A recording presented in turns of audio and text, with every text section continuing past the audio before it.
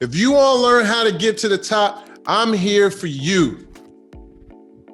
We're here for you. We're going to take you from the bottom to the top, baby. It's up to you to put that work in. Man, you talk about traveling, man. Now, this was when we was coming back from San Juan.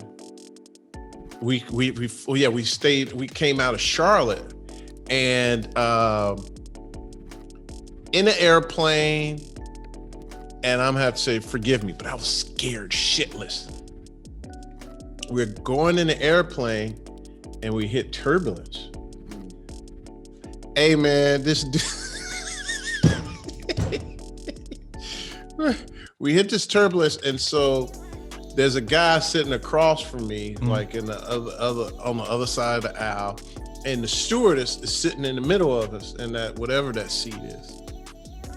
And this plane's shaking and shaking hard, and the dude across, we had masks on too. The dude across looks at me like, ah! And the plane just keeps shaking.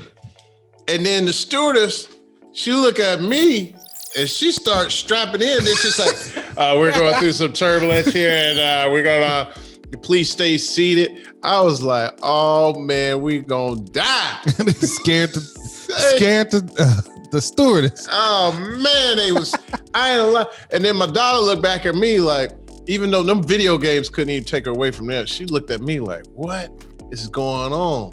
But it's pretty symbolic because the pilot came in and was like, hey man, we're going through a little bit of turbulence. And so we're gonna climb the altitude, right? Pull the elevator, the lift, or whatever you call that thing up. We're gonna climb up in altitude and maintain until we get out of it. So what I'm telling you, sometimes in life, you're gonna be going in turbulence in your business and your life and things that you do. But what I'm telling you is climb and maintain.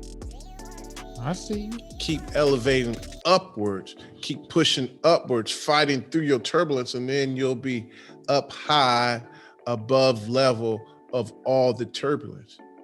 You got to stick with your vision, climb and maintain.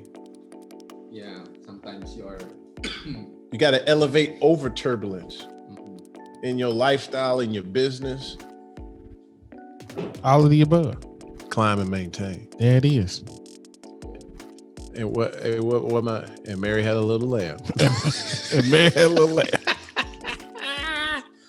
Hey, hold on. Let me answer this. People just shoot questions because I ain't been here for a minute. But for now, I ain't gonna miss nothing. I'm committing to y'all. We ain't missing.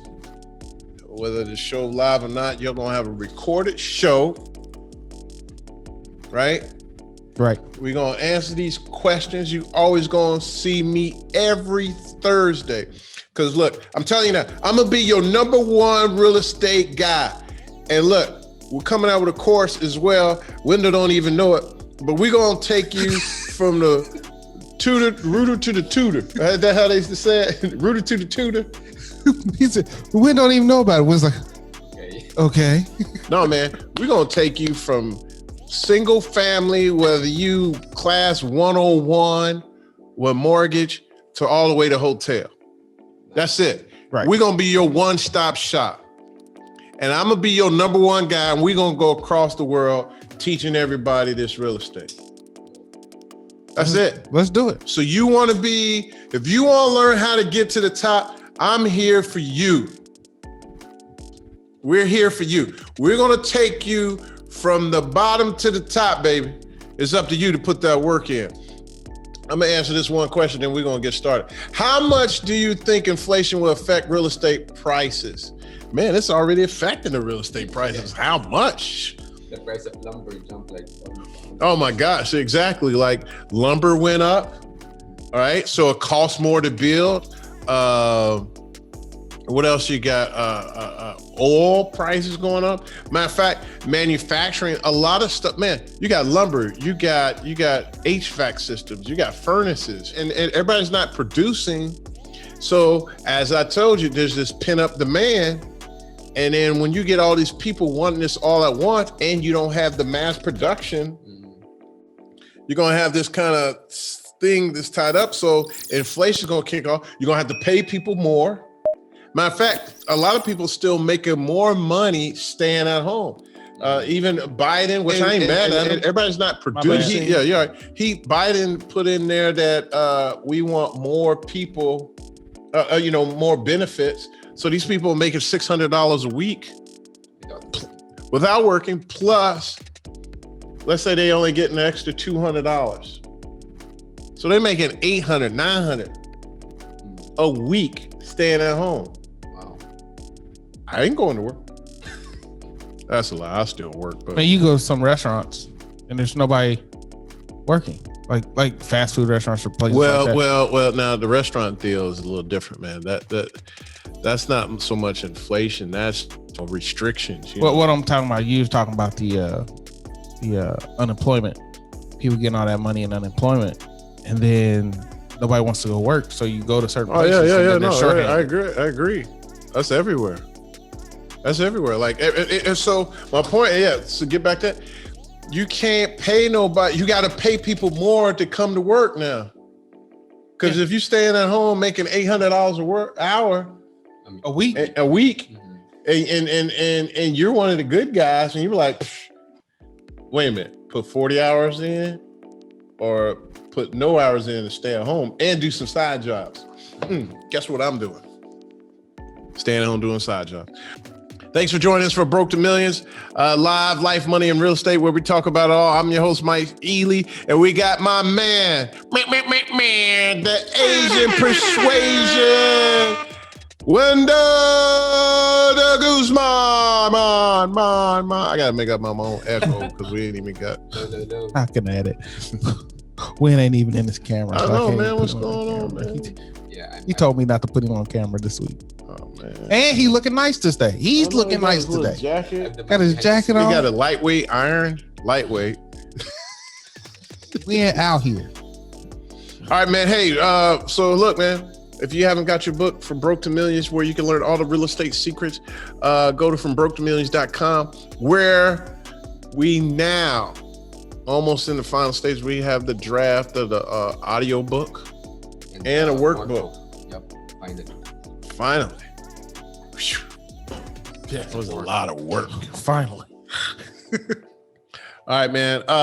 Here we go. Leasing, your goal is to get good, clean, paying tenants who will stay in your building for several years, preferably those who will never leave.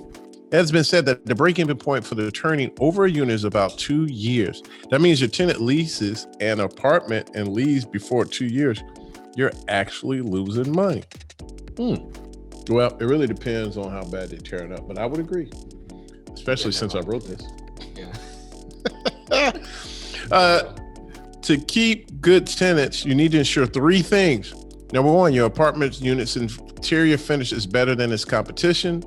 You have enough marketing out there so your building gets enough exposure.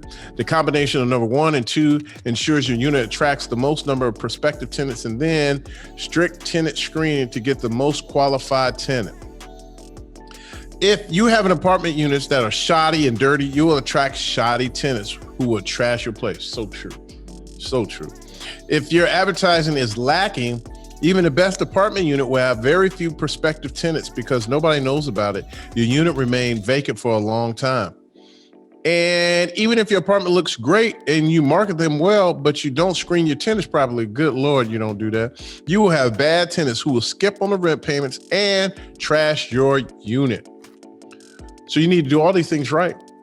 We don't have the space in the book to discuss all the 3 aspects. However, if you get my Big Deal Hacking System, you will learn more about property management. I'll reveal to you through my webinar, NassauInvest.com/recorded. Below are some guidelines that you can use in tenant screening, but please check if these comply with tenant landlord laws in your state. Number 1, income. You need to know the income, and the income needs to be at least 3 times, right, the rent. If the rent is subsidized, the tenant income has to be at least 3 times or more of the tenant portion.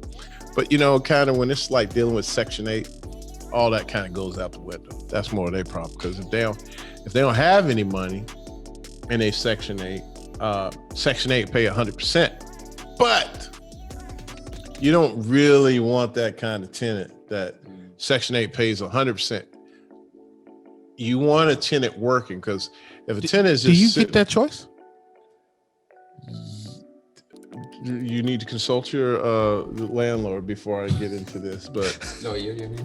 yeah, lawyer or legal advice. Yes, you can kind of choose. Well, do you get to interview the yes, you can screen your tenant. Right, you can right. screen your tenant. Okay, good. But you can't just be like, I don't want you because you ain't working. Yeah. Well, you can, right? That makes sense. But if they got Section 8, then that would be discriminatory if you say I'm not. That's the legal. Okay, that's the legal. But I'm telling you, man, I don't know if I would take that tenant. Because why? They're gonna sit in your room, or your apartment all day, and like, man, that window got a slight leak. My faucet got a drip. My toilet, boy, fix it yourself. Like, you so busy, this, they constantly complaining, the ones that don't work. I want tenants that, even if you're on Section 8, I want you working. Or something, volunteering, something. I ain't even going to get into that. I was like, my wife, she ain't working right now. She's volunteering. Ain't nobody sitting around in this house. I run this. No, I'm just going to be quiet. I don't run nothing.